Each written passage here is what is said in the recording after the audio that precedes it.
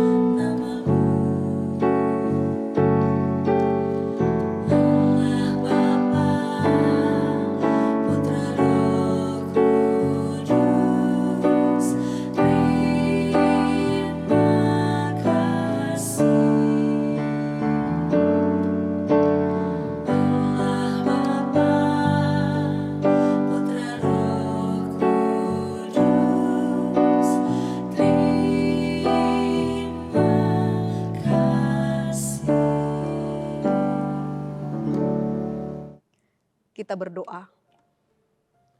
Segala puji dan syukur hanya kepadamu Tuhan atas semua kebaikan-Mu dalam kehidupan kami. Dan juga penyertaan Tuhan dalam kehidupan kami dan atas perjumpaan pada hari ini lewat firman-Mu dengan saudara-saudara kami pendengar setia dari renungan ini. Kiranya firman-Mu yang telah kami dengarkan, kiranya itu menjadi kekuatan bagi kami. Dan saat ini juga kami hendak mendengarkan firman Tuhan, menjadi bekal bagi kami dalam satu hari ini. Kiranya berkati firman-Mu ini boleh bertumbuh dalam kehidupan kami. Hanya di dalam nama anak-Mu Yesus Kristus kami berdoa. Amin. Firman Tuhan untuk kita pada hari ini tertulis dalam Matius pasal 14 ayat 23. Dan setelah orang banyak itu disuruhnya pulang, Yesus naik ke atas bukit untuk berdoa seorang diri. Ketika hari sudah malam, ia sendirian di situ. Bahasa Batak dikatakan demikian. Jadi dung saut di pamuli nakok ma sada-sada tuduluk martangiang. Asa dung botari holan sahalak nanama disi. Demikian firman Tuhan. Saudaraku yang dikasihi oleh Tuhan, sangatlah penting bagi kita untuk memulai, melakukan, dan mengakhiri sebuah pekerjaan atau pelayanan itu dilakukan dengan berdoa.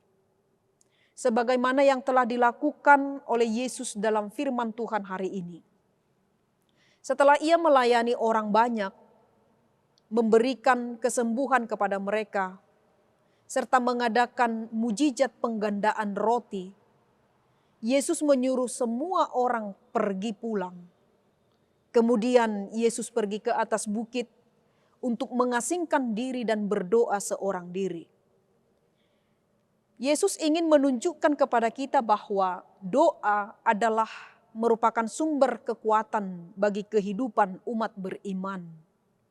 Dan doa juga harus menjadi sumber kekuatan bagi kita untuk hidup seperti yang diinginkan Tuhan.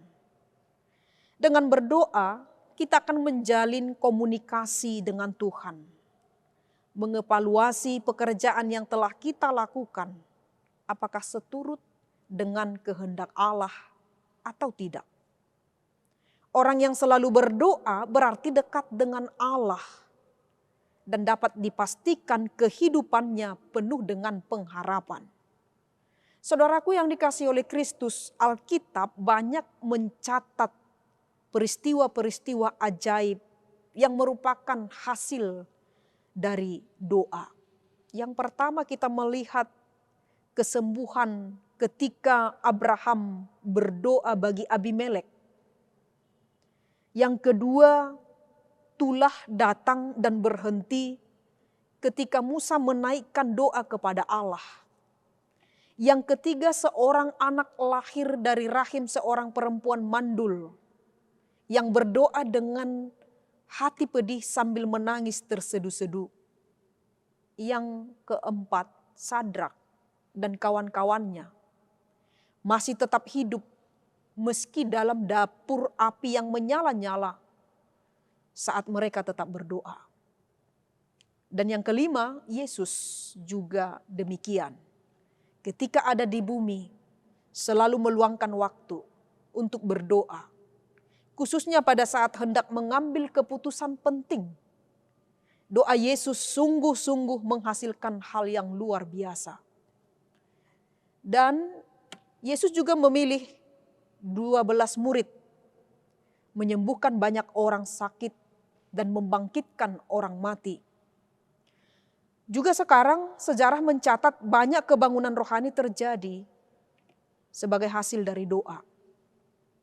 Doa adalah sebuah awal terjadinya sesuatu yang besar. Tetapi sangat disayangkan, generasi sekarang justru cenderung menyepelekan kuasa doa. Kita tidak menyadari betapa dahsyatnya hasil doa sehingga meninggalkan jam-jam untuk berdoa. Dan tidak heran kalau kita melihat di gereja-gereja, para pendoa syafaat adalah orang-orang tua dan ibu-ibu yang sudah lanjut umurnya. Sementara orang muda tidak tertarik untuk berdoa. Kesannya seperti kegiatan yang tak ada tantangan dan merasa berdoa adalah aktivitas yang kurang produktif. Saudaraku yang dikasihi oleh Kristus, doa sanggup mendatangkan mujizat. Melalui doa kita diizinkan atau melalui doa kita izinkan kuasa Allah untuk bekerja dalam kehidupan kita. Ketika kuasa Allah bekerja, maka jalan yang buntu sekalipun akan terbuka. Ide-ide yang kreatif akan tercipta.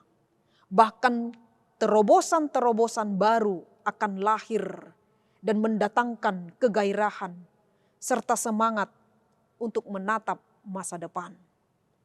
Coba kita hitung saudaraku, berapa banyak kesempatan doa yang terbuang. Dan bayangkan betapa banyak pula mujizat yang mestinya terjadi kalau kita rajin berdoa. Bila Yesus anak Allah yang sempurna memberi waktu untuk selalu berdoa, betapa lebih lagi kita dengan segala kelemahan kita. Ketidakinginan untuk berdoa adalah sebuah tanda kemunduran rohani. Maka mulailah memperbaiki hubungan kita dengan Tuhan lewat doa kita kepadanya. Berdoalah senantiasa dan nikmati hasil doamu. Amin. Kita berdoa. Tuhan, kami menyerahkan kehidupan kami lewat doa kami. Supaya kami boleh bertemu, berjumpa dengan Tuhan. Menjalin komunikasi dengan Tuhan. Dan mengevaluasi segala sesuatunya. Supaya Tuhan berkehendak di dalam kehidupan kami. Menyatakan kuasa-Mu dan mujizat-Mu dalam kehidupan kami. Dan kami mengenal diri kami ini Tuhan sebagai makhluk yang lemah, yang senantiasa bergantung hanya kepada Tuhan. Kami tidak mampu melangkah, kami tidak mampu untuk melakukan pekerjaan kami. Kalau bukan Tuhan yang memberikan kekuatan dan kesehatan bagi kami. Maka ajari kami Tuhan untuk selalu rindu, untuk datang ke hadapan-Mu lewat doa-doa dan persekutuan kami.